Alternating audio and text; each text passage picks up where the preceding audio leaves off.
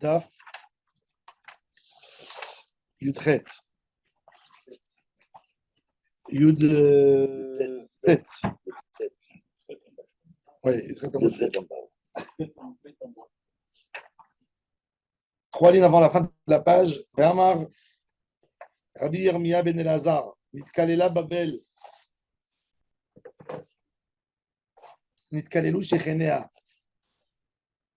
Quand le prophète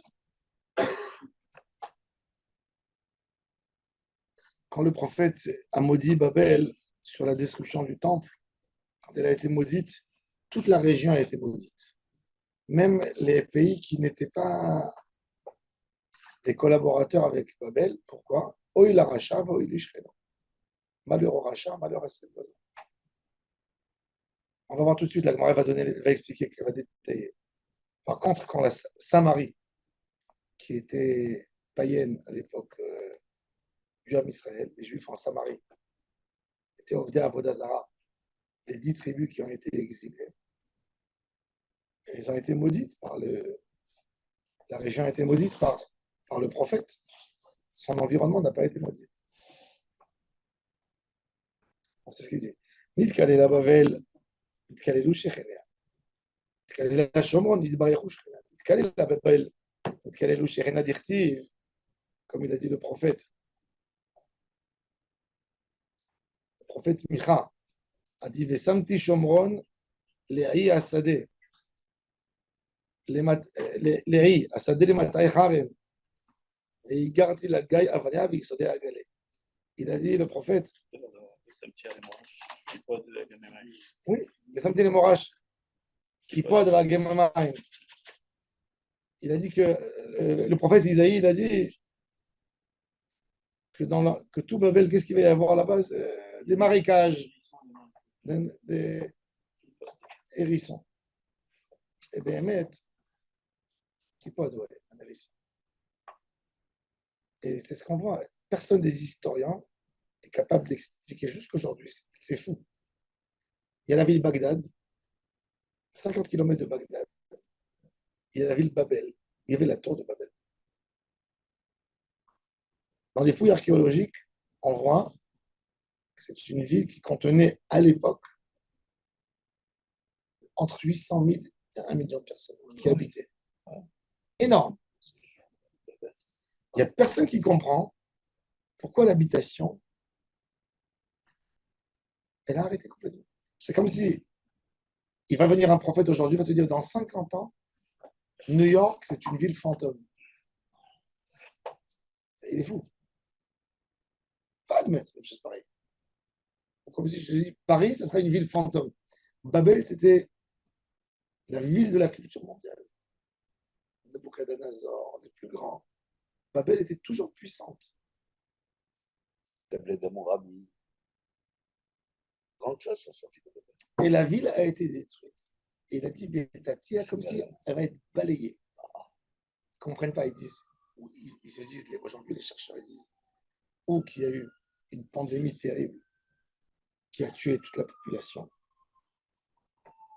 qu'il y avait une maladie terrible, et ce qui a tout dévasté, mais ils ne comprennent pas. Une famine, non. Tu vois? Ils ne savent pas. Personne. Ça n'a pas été c'est la clala. Comme Sodome et Gomorre, non, avec non. le sel. Non, elle est restée sur place, et les sages juifs, quand ils passaient là-bas 100 ans, 150 ans, chacun qui passait, parce que c'était sur le passage, c'était sur la route. C'était la ville la plus principale de l'Orient à l'époque.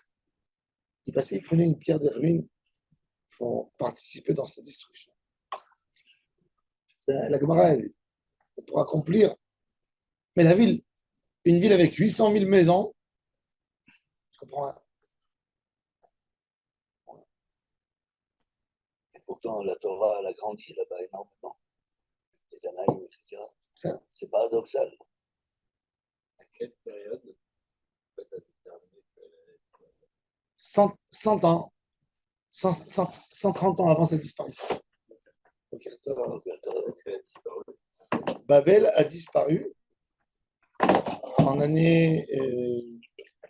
Quelle année? 689 avant Jésus. Rien, elle a disparu. Il n'y a pas de Personne. restes. Il y a des restes, il y a tout. Les restes Mais on ne comprend rien. les restes C'est une personnes. ville qui a été abandonnée au milieu du repas. Tu as compris? C'est ça, exactement. Comme Pompée. Pompée, il a lave.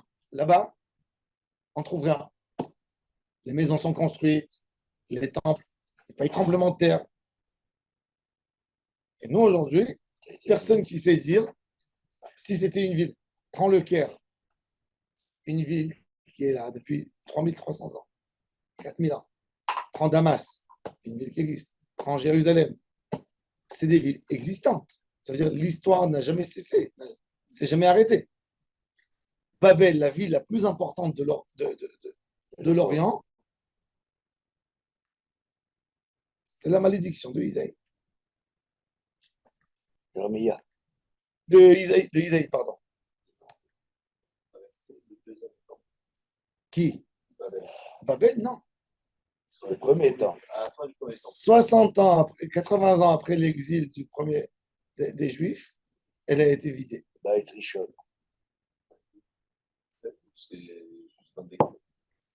Il a dit le prophète Isaïe. Kadosh Baruch Hu a dit, cette ville, il va y avoir là-bas que des hérissons. Il a dit, vous voyez cette ville aujourd'hui pleine de vie. Il va y avoir que des hérissons. Un hérisson, il vit dans les ruines, dans les... Rien. On ne connaît pas dans l'histoire. C'est ce que je te dis. Quelqu'un qui fait la conquête, il vient, il détruit. Il y a du feu, il y a des traces. Hein?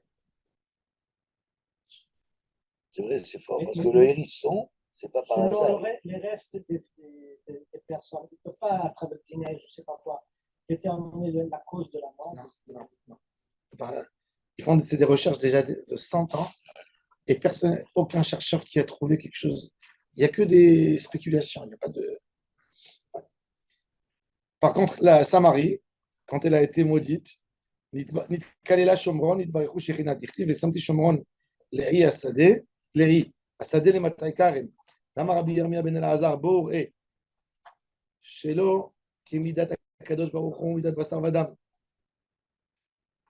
C'est-à-dire, qu'est-ce qu'il a dit? Quand Shomron il a été détruite, qu'est-ce qu'il a dit? Qu'est-ce qui va devenir de la Samarie? Qu'est-ce qu'il a dit qui va devenir de la Samarie? Des vignes. C'est-à-dire que les gens autour, ils vont venir se fournir du vin. C'est ce qu'on dit aujourd'hui en langue moderne, en économie. Le malheur de l'un et le bonheur de l'autre. Alors, quelle différence entre le Shomron et Babel? Parce que Babel, il n'y a rien qui est resté. Ça veut dire qu'il n'y a personne qui rentre. Non, mais la faute qu'ils ont l'un et l'autre. Ceux-là, ils ont détruit le temple. Ceux-là, c'était des Juifs. C'était quand même des Juifs, même s'ils sont devenus des idolâtres. En partie, quoi. Bon, ils ont été exilés. Tout le Taliban, c'est des Juifs. Hein? Ri, c'est des champs vides. Ri. C'est une clala, oui, mais il a dit, tel Ravod, mais il a dit, et quoi? Et il a dit, les Samti Shomron de Ri. Pas Ri, c'est une erreur. Asadé, les Matrikarim, il ne faut pas dire comme ils ont fait. On s'arrête à Léhi. Oui. Les Samti Shomron de Ri. Et Asadé, les Matrikarim. Voilà, c'est ça.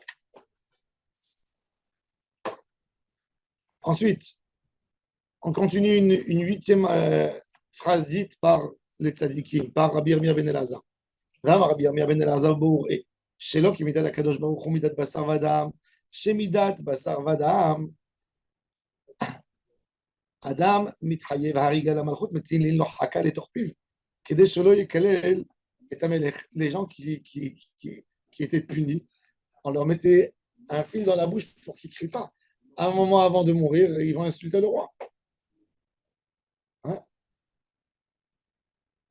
מידת הקדוש ברוך הוא, האדם מתחייב הריגה למקום שותק, שנאמר לך דום יד תהילה, ולא עוד אלא שמשבח, שנאמר תהילה, ולא עוד אלא שדומה לו, כאילו מקריב קורבן, שנאמר ולך ישולם נדר. C'est-à-dire l'homme, un juif, même un goy, je pense, avant de mourir, il accepte. Il accepte. Il doit partir. Il n'insulte pas.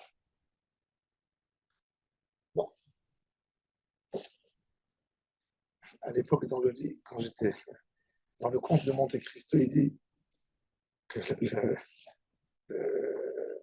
comment il s'appelait, comment il s'appelait le gars là, le conte de Monte Cristo. Alors il dit, alors il a dit que toujours, que toujours, c'est une phrase qui m'a fait beaucoup penser. À l'époque, en France, c'était très fréquent qu'un invitait l'autre pour des doukrav, comment on dit? Oui, c'est des duels. Les duels. Il y avait la guillotine. C'était à l'époque de Napoléon. On tuait les gens qui ont collaboré avec les. Alors, il écrit là-bas, c'est qui? C'est Alexandre Dumas. Alexandre Dumas. Alexandre Dumas. Alors, il donne une très belle notion. Il dit, et tu vois dans la vie, les gens, dans toutes leurs merveilles, quand ils vivent, ils ont un savoir-vivre, d'accord? Et lui, il s'intéressait au savoir-mourir des gens. Ça veut dire, comment un homme, il finit son dernier moment sur Terre, avec une insulte, comme un lâche, comme un misérable. Il a été Comme relié quelqu'un toute sa qui vie, se- le comte de Monte Cristo. Hein? Il a été relié toute sa vie. Ah bah oui, C'est dans la caverne là-bas, dans les. oui, bon, je sais pas si c'est pas une histoire vraie, mais bon, mais C'est c'est une belle histoire, oui. C'est une vraie histoire. Non, je ne crois pas que c'est une Non, vraie non, histoire. une vraie histoire, c'est-à-dire c'est Ah, possible dans l'histoire oui, humaine. oui, ça doit se baser sur l'époque. Tout le monde, à l'époque, Je suis parti à Marseille pour voir l'île de Monte Cristo. dans les calanques. Alors il dit, alors C'est c'est une très histoire, intéressant, c'est connu. c'est-à-dire il dit, là-bas dans le conte, ça veut dire, quand il dit, il se moque de ses ennemis, il dit, eh ben justement, vous avez voulu me tuer, et c'est moi qui assiste maintenant à votre, quand vous êtes en train d'agoniser. Alors, il dit, ah, on va voir comment vous allez finir. Montrez grandeur. Et quelque part, et tu vois aussi les tzadikim, comment ils meurent. Rabbi Israël, ça l'intérêt disait que le caractère de l'homme, il ne le lâche pas jusqu'à la mort. Quand Rabbi Israël, ça l'intérêt, il a été secoué pour faire un travail de midot et enseigner les midot de vote aux gens. Il a dit, c'est quand il était dans la ville, et il s'est venez compléter Minyan, il y a un homme qui est en train de faire sortir sa neshama. Donc la Chevra Kadisha, ils ont cherché un minyan de juif, et il faisait Stirot Hashem ou Elohim. Et il dit, la personne, il était sur son lit, il transpirait comme ça, il respirait très lourd. Ça, il perd tout doucement la respiration.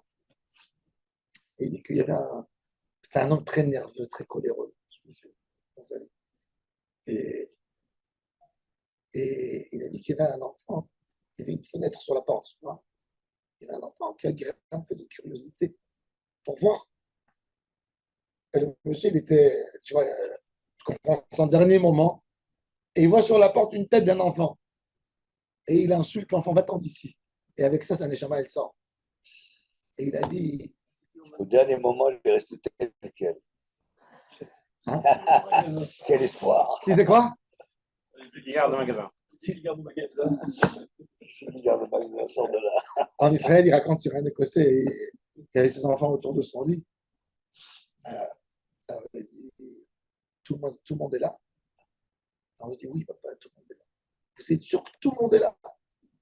Il dit, oui, papa, tout le monde est là. Il dit, alors, pourquoi la lumière de la cuisine est allumée?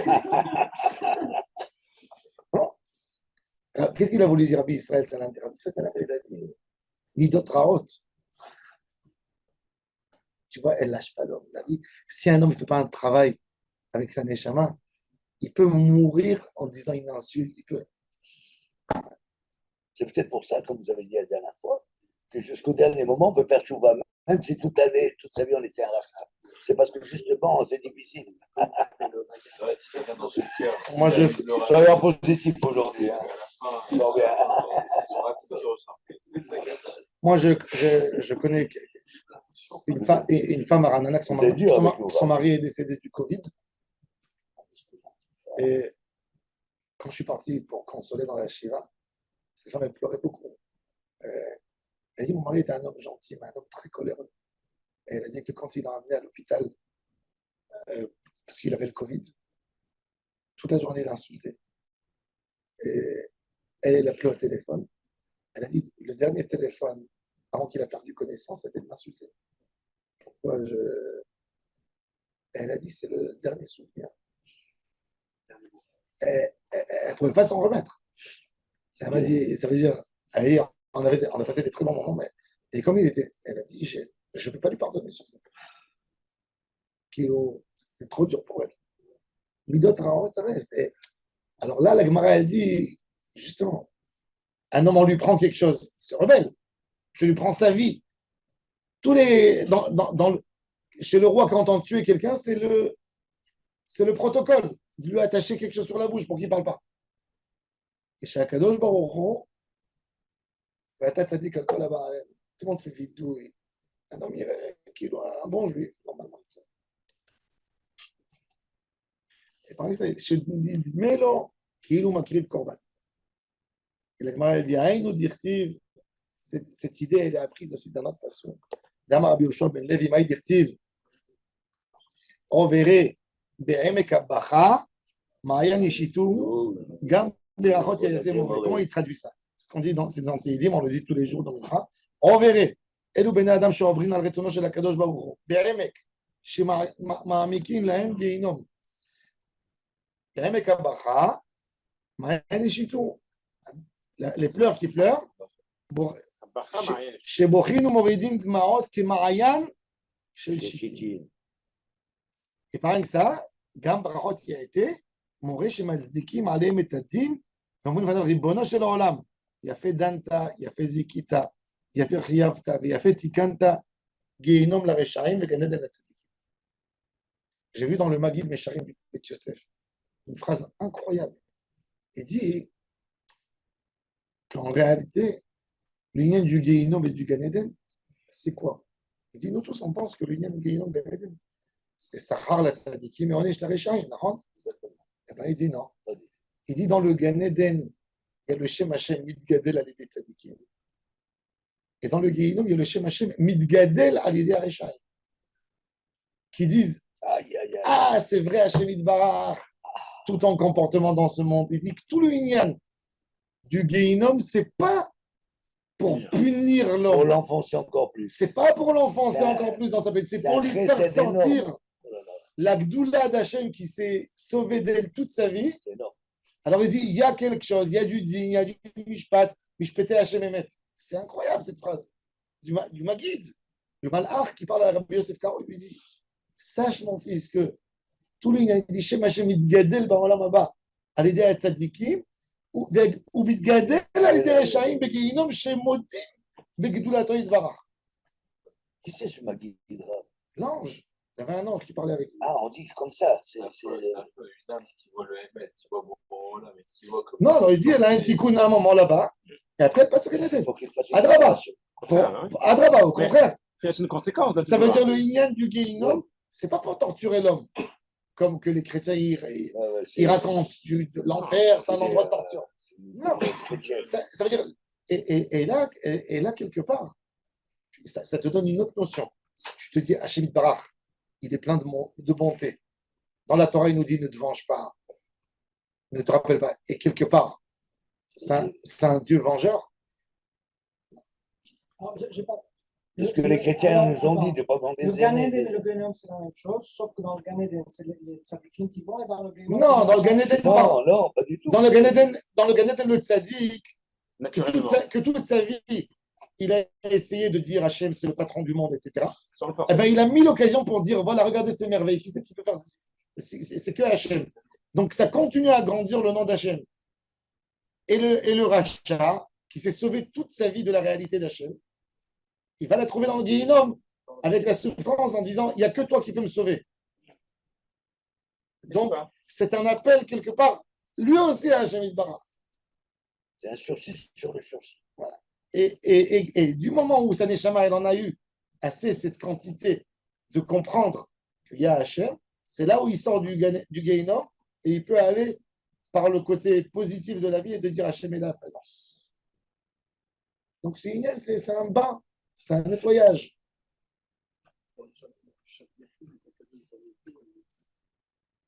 Quand un rachat il dit il a fait Danta, merci, tu as bien jugé.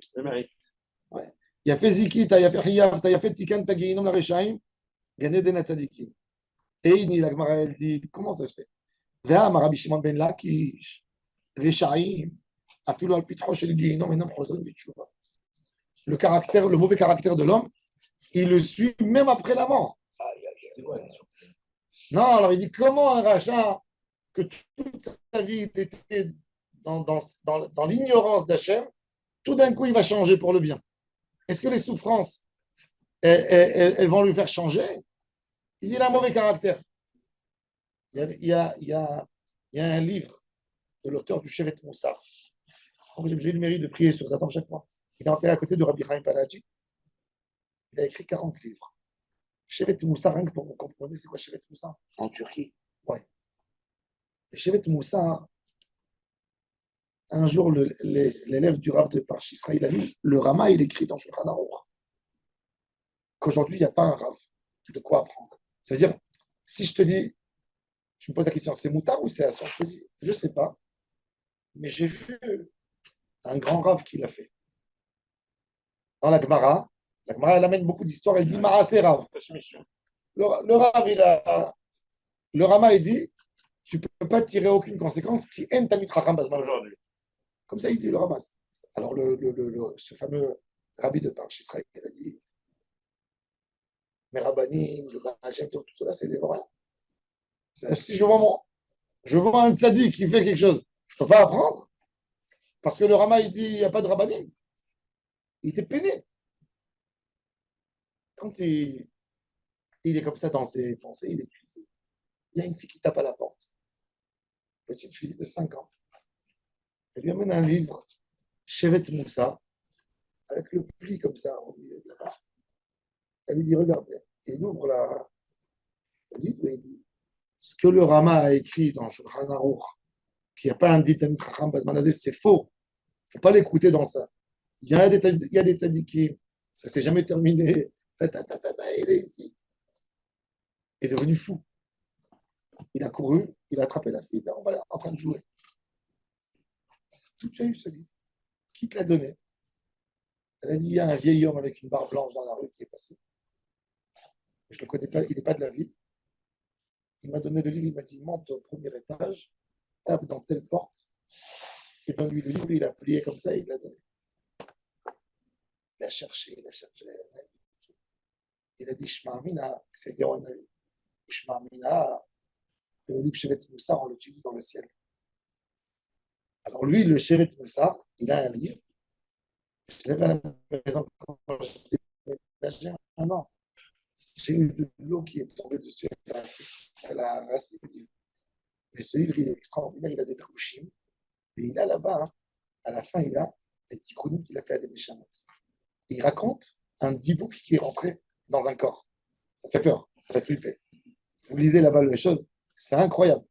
Il détaille jusqu'au dernier détail une fille il dit, qui était normale, tout à fait normale. Il dit un vendredi, elle était à côté du puits. Et elle insultait quelqu'un. La fille. La fille.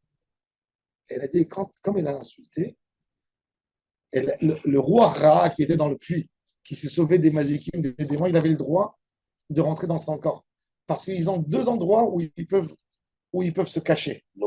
L'eau, mais pour eux, c'est une grande souffrance d'eau, parce qu'ils s'étouffent, et un corps humain.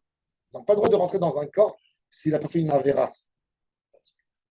Alors, il raconte que c'était un juif, un grand fauteur, qui est rentré dans le corps de cette femme. Il la faisait tomber par terre, il faisait des crises d'épilepsie, il la faisait parler. On lui attrapait la bouche, il y avait une voix qui parlait de son ventre. Une voix masculine, pas une voix féminine. Et il avait une voix très aiguë, une voix féminine. Bon, bref, le Rav, il va chez lui. Il lui dit, avant tout, avant qu'on commence à... Parce qu'il veut lui négocier pour qu'il sorte, qu'il la laisse. Et il va lui promettre, on va étudier les Louis Nishama, tu vas dire ton nom. Il lui dit tout. Il lui dit, avant de négocier, tu vas m'amener une carafe de vin. Le Rav lui dit, ça ne se fait pas pour la pauvre fille de boire du vin. Tu veux la rendre folle. Il lui dit, mais je ne te comprends pas. Il dit, tu es au Guéhinor. Tu es arrivé à un niveau de Kafakela que tu es obligé de te sauver tellement loin des mazikim. Est-ce que tu veux maintenant? C'est une carafe de vin. C'est la seule chose qui t'intéresse, une carafe de vin. Tu as sur toi des dynimes, de guéhinom, il y a des mazikim. Tu vas sortir d'ici, ils vont te massacrer en morceaux. Et moi, je peux te faire sortir d'ici avec des noms et je peux te faire tellement de mal. Et la seule chose qui t'intéresse maintenant, c'est de me dire qu'avant de négocier avec lui, avant de commencer à parler, tu veux une carafe de vin. Alors il lui a dit, le roi qui pleurait, il lui a dit, c'était un juif de Pologne, il lui a dit, est-ce que tu ne connais pas la Gemara que des Rechaïm, même al Petar Geinom et et il lui a dit, le malheur du Geinom, c'est que tu restes avec ton sale caractère là-bas. Comme ça, il a dit. Tu veux te changer, tu ne peux pas. Comme il dit le Shevet Moussar lui-même, il dit pourquoi le singe, il copie toujours l'homme.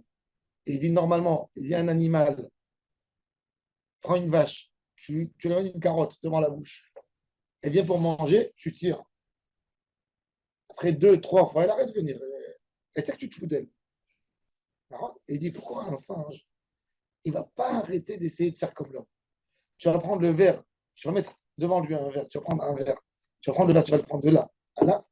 Après 1 minute, il va le faire. Tu vas le faire 1000 fois dans la journée, il va le faire 1000 fois. Et dit pourquoi le singe? Pourquoi le singe, il essaie de copier le geste de l'homme? Il dit parce que le singe, c'est les 3 groupes, comme que la Gemara elle dit, dans la génération du Palaga. Il y a un groupe qu'Akadosh Baruch Hu les a transformés en singes. Ils ont été punis. Donc il dit, ils cherchent toujours de retourner à leurs racines d'hommes qu'ils avaient. Ils le savent. Et il dit, et ils ne peuvent pas. Et il dit, ça c'est le Onyech des Rechaim. Il veut, mais on lui dit, ça y est, tu es dans un autre ignan. Alors il dit, Rish Lakish, comment tu me dis que les Rechaim, les Pochim, ils peuvent dire qu'Akadosh Baruch Hu, il est tzaddik, c'est toute leur vie. Pétard, il est marqué pétard. Al Petarei, il a fait. Petarei, non. Quand tu vas rentrer, c'est bon. Attends, il a fait. Pourtant, c'est Resh Lakish qui parle, le plus grand des voleurs. Il a fait. C'est Rish Lakish. C'est pas n'importe C'est qui Rish qui le Lakish dit. qui est. Pourquoi? Parce qu'il connaît. Non, Il sait. parce que Rish Lakish a été choisi dans sa vie, mais il a compris les difficultés pour faire tchouva. Ouais, c'est ça. Il est très humain, il est resté. Rish Lakish, c'est le Gilgoul de qui? Le Rambam Mipadon, il dit de Shaoul. Pourquoi? Tikkun de Shaoul. Il a été métaken. C'est pour ça que Rish Lakish, toutes ces paroles, elles sont liées à la bouche. Shaoul, il a reçu du Lachon Hara de Doeg. Rish Lakish, c'est le Tikkun. Presque toute la halachot de Rish Lakish dans le Talmud, elle concerne la bouche, quelque part. Vous allez voir. רשעים אפילו על פתחו של גיהינום אינם חוזרים בתשובה שנאמר ויצאו וראו בפגרי האנשים הפושעים. שפשעו לא נאמר, אלא הפושעים שפושעים והולכים לעולם. Toujours, ils sont pochés. Oui. C'est, comment on dit, perpétuel. Ouais. Alors la Gemara dit, la Kashia, ce qu'ils ont dit Rabbi Yoshua ben Levi, Rabbi Yamia ben Elazar, que les Rechaim, ils sont mazdikim sur eux le din, c'est les pochés Israël. Et ce qu'il a dit Rish Lakish, c'est sur des goïms. Ça veut dire un goy, en fait, Kochavim, il lâche pas. Même après 50 ans, il reste tout. Il n'a pas de tikkun, il n'a pas cette notion de tikkun. Et la Gemara dit d'où il va amener cette parole. C'est-à-dire qu'un Israël, en Guéhinom, il peut faire tchouva. Un goy, il ne faut pas faire tchouva en Guéhinom. Il n'a pas de notion de tikkun. Pourquoi? Ça, c'est Nishmat Israël. Alors, regardez. Parce qu'il croit à la destinée. Pardon? Il croit à la destinée, le goy. Il croit qu'il ne peut pas changer les choses. Ça va par l'aneshama. L'aneshama, elle contient pas le. Et l'aneshama du goy, il n'a pas comme même un truc que le reste. Il a quelque chose, mais il n'a pas la même. Il a fait. Il y a le Ramchal, il explique, il dit sans vouloir être raciste, mais la matana, le cadeau du Ham Israël, c'est de recevoir cette bechinat de Meshara Yetera, qui vient suite à la Torah. Ça veut dire un juif, même s'il a fait toute sa vie, du moment où il a en lui une Brit Mila, contre son gré, avec son gré, il a quelque chose en lui. Il a toujours fait une action. Il y a des actions dans le Ham Israël. Tu peux prendre le pire des Juifs. Il a une notion spéciale de Kibbout Avaim, par exemple. il y a des notions qu'il a plus que des goïms. C'est-à-dire, même un juif ignorant à 100%, il est différent quand même dans son comportement.